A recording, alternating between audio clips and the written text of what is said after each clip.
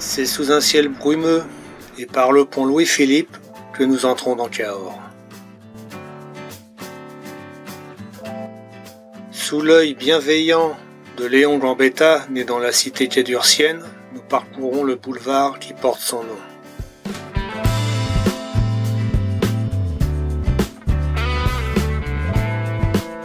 Cahors, ville de 21 000 habitants, est le chef-lieu du département du Lot. Situé au sud du Lot, au cœur du Quercy et à 1 heure de la capitale régionale, Toulouse.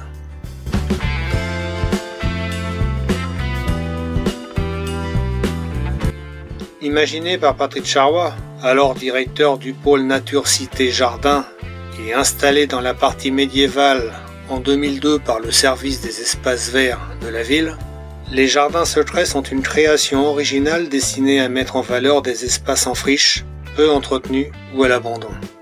Inspiré des jardins que l'on trouvait dans les châteaux et abbayes du Moyen-Âge, il décline diverses thématiques en rapport avec l'âge d'or du Cahors médiéval. Partez à leur découverte en suivant les feuilles d'acanthe en cuivre fixées au sol de la ville. Après les périodes troubles des premiers siècles du Moyen-Âge, le nom de Cahors réapparaît dans les textes au 7e siècle lorsqu'un puissant évêque du nom de Saint-Didier restaure la ville et la protège par des murailles.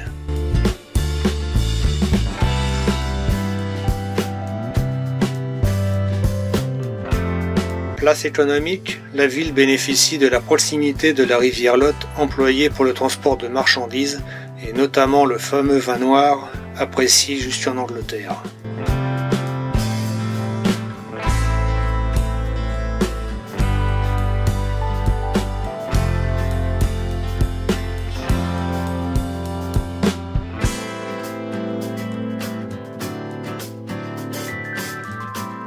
Les administrations de la Cour des aides et du Tribunal des élus attirent hommes de justice et un important personnel qui modifie au goût du jour les maisons médiévales qu'ils occupent.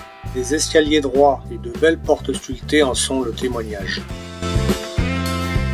À l'initiative de l'intendant de Guyenne Pello, le XVIIe siècle voit également la rivière s'équiper des premières écluses qui facilitent grandement le transport des marchandises.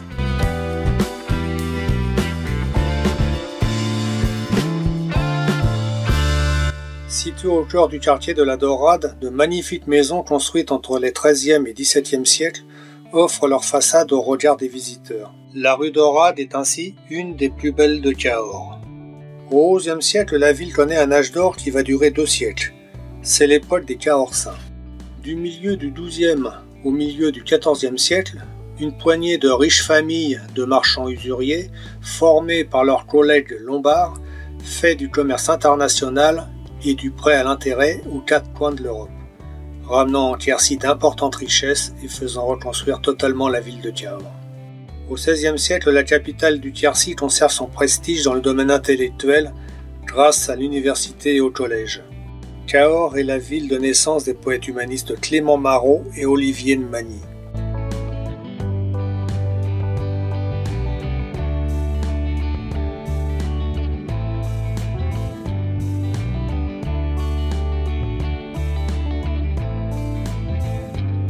Malgré la cession de Galliot de Genouillac, grand maître de l'artillerie du roi François Ier, au statut de sénéchal du Quercy, la Renaissance a laissé peu de traces dans la ville. Seule une maison de la rue Bergougnoux et l'archidiaconé Saint-Jean en portent le décor foisonnant.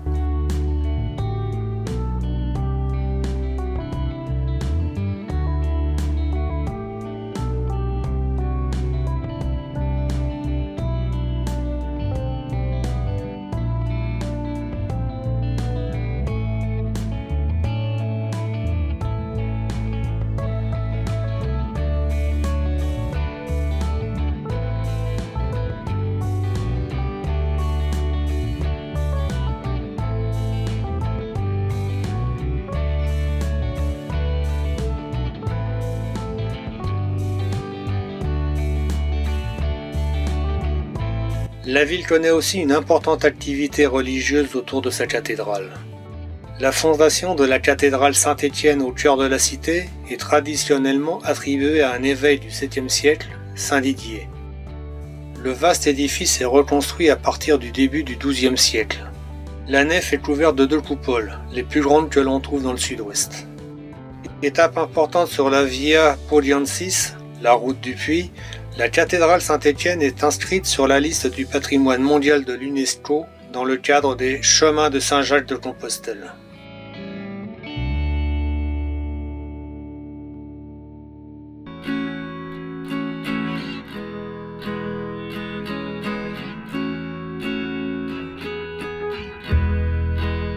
Au XIXe siècle, la ville reconquiert l'ensemble de la boucle du Lot, choisissant comme axe principal l'ancien fossé des fortifications, aujourd'hui boulevard Gambetta.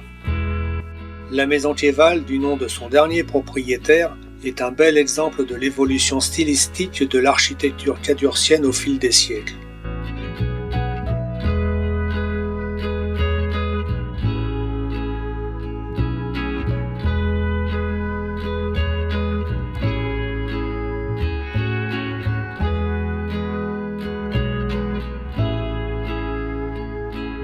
La maison Henri IV, construite vers la fin du XVe siècle, est ainsi appelée car le roi de Navarre y aurait logé pendant le siège de Cahors en 1580. Le chemin de fer rejoint Cahors en 1869 pour relier la ville à la ligne Paris-Agen, qui justifie le lancement sur le Lot d'un imposant pont de chemin de fer faisant appel aux nouvelles technologies de la construction métallique.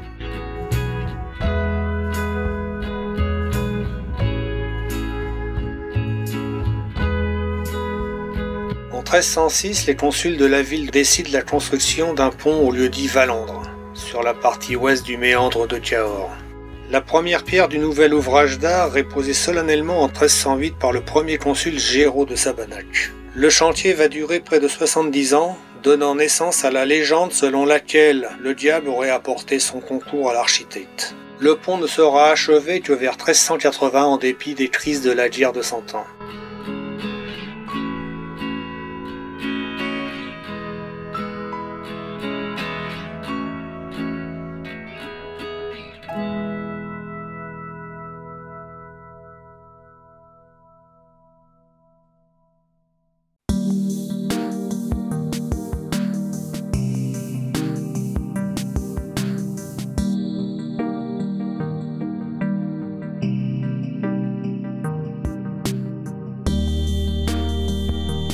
La fontaine des Chartreux est une résurgence calcaire, autrefois lieu de culte de la déesse d'Ivona, déesse des eaux d'origine celtique, qui donna son nom à Cahors. La découverte de nombreuses monnaies romaines en 1989 témoigne du culte rendu à la source au 1er siècle avant Jésus-Christ et au 1er siècle après Jésus-Christ.